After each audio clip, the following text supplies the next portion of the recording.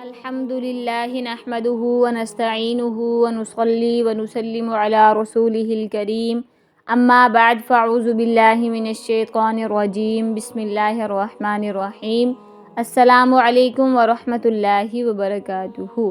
الحمدللہ سے ہم فقہ التفسیر کورس کر رہے ہیں۔ اب تک کے لیکچرز میں 95 آیات تک کا ترجمہ اور تفسیر الحمدللہ سے ہم سیکھ چکے ہیں۔ آج کے لیکچر میں سورہ بقرہ کی آیت نمبر 96 سے لے کر 100 آیات تک کا ترجمہ اور تفسیر کو سیکھیں گے۔ تو سٹارٹ کرتے ہیں ہم اپنے آج کے لیکچر کو۔ بسم اللہ الرحمن الرحیم۔ وَلَتَجِدَنَّ أَحْرَصَ النَّاسِ عَلَىٰ حَيَاةٍ وَمِنَ الَّذِينَ أَشْرَكُوا يَوَدُّ أَحَدُهُمْ لَوْ يُعَمَّرَ أَلْفَ سَنَةٍ وَمَا هُوَ بِمُزَحْزِحِهِ مِنَ الْعَذَابِ أَن يُعَمَّرَ وَاللَّهُ بَصِيرٌ بِمَا يَعْمَلُونَ۔ شروع اللہ کے نام سے جو بے حد مہربان نہایت رحم کرنے والا ہے۔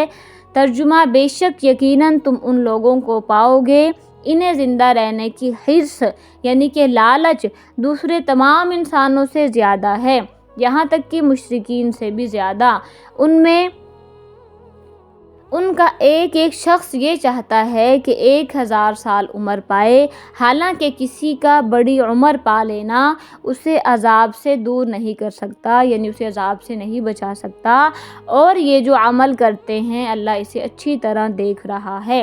تفسیر عثمانی: یعنی یہودیوں نے ایسے برے کام کیے کہ موت سے نہایت بچتے ہیں اور ڈرتے ہیں کہ مرتے ہی خیر نظر نہیں آتی، حتیٰ کہ مشرکین سے بھی زیادہ جینے پر حریص ہیں۔ اس سے ان کے دعووں کی تغلیظ یعنی کہ غلط ہونا خوب واضح ہو گیا۔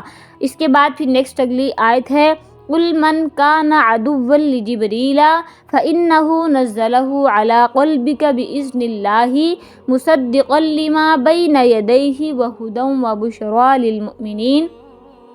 ترجمہ: اے پیغمبر کہہ دو، اگر کوئی شخص جبریل کا دشمن ہے تو ہوتا رہے، انہوں نے تو یہ کلام اللہ کی اجازت سے تمہارے دل پر اتارا ہے جو اپنے سے پہلے کی کتابوں کی تصدیق کر رہا ہے اور ایمان والوں کے لیے مجسم ہدایت اور خوشخبری ہے۔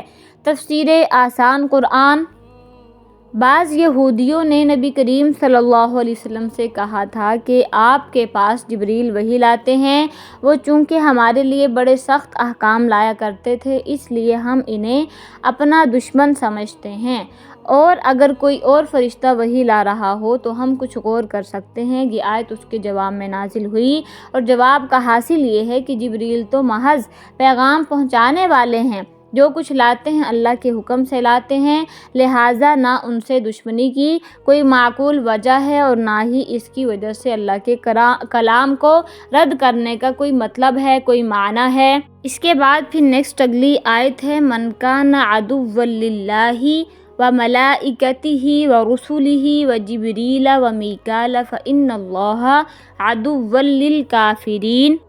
ترجمہ: اگر کوئی شخص اللہ کا، اس کے فرشتوں کا اور رسولوں کا اور جبرائیل اور میکائیل کا دشمن ہے تو وہ سن لے، اللہ کافروں کا دشمن ہے۔ تفسیر عثمانی: یہود کہتے تھے کہ جبریل فرشتہ اس نبی کے پاس وحی لاتا ہے اور وہ ہمارا دشمن ہے، ہمارے پہلے بڑوں کو اس سے بہت سی تکلیفیں پہنچی، اگر جبریل کے بدلے کوئی اور فرشتہ وحی لائے تو ہم محمد صلی اللہ علیہ وسلم پر ایمان لے آئیں گے۔ اس پر اللہ تعالیٰ نے فرمایا کہ فرشتے جو کچھ کرتے ہیں اللہ کے حکم سے کرتے ہیں، اپنی طرف سے کچھ نہیں کرتے۔ جو ان کا دشمن ہے بے شک اللہ ان کا دشمن ہے، یعنی جو فرشتوں سے دشمنی کرے گا تو اللہ تعالیٰ ان سے دشمنی کریں گے جو فرشتوں سے دشمنی کرتے ہیں۔ اس کے بعد پھر نیکسٹ اگلی آیت ہے: وَلَقَدْ أَنزَلْنَا إِلَيْكَ آيَاتٍ بَيِّنَاتٍ وَمَا يَكْفُرُ بِهَا إِلَّا الْفَاسِقُونَ۔ ترجمہ: اور بے شک ہم نے آپ پر ایسی آیتیں اتاری ہیں جو حق کو واضح کرنے والی ہیں، اور ان کا انکار وہی لوگ کرتے ہیں جو نافرمان ہیں۔ اس کے بعد پھر نیکسٹ اگلی آیت ہے: أَوَكُلَّمَا عَاهَدُوا عَهْدًا نَبَذَهُ فَرِيقٌ مِّنْهُمْ بَلْ أَكْثَرُهُمْ لَا يُؤْمِنُونَ۔ ترجمہ: یہ آخر کیا معاملہ ہے کہ ان لوگوں نے جب کوئی عہد کیا، ان کے ایک گروہ نے ہمیشہ اسے توڑ پھینکا، بلکہ ان میں سے اکثر لوگ ایمان ہی نہیں لاتے۔ تفسیر عثمانی یعنی ان کی عادت قدیم ہے، پرانی عادت ہے۔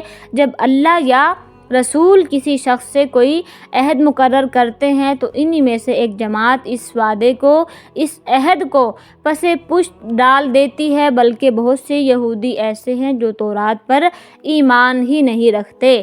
ایسوں کو عہد شکنی میں کیا بات ہو سکتی ہے، یعنی جو تورات کے احکام پر ہی عمل نہیں کرتے، وعدہ توڑنا تو پھر ان کے نزدیک ایک نارمل سی بات ہے۔ اس کے ساتھ ہی میں اپنے آج کے لیکچر کو کمپلیٹ کرتے ہوئے آپ سب سے اجازت چاہوں گی۔ ملتے ہیں انشاءاللہ نیکسٹ اگلے لیکچر میں اگلی آیات کے ساتھ۔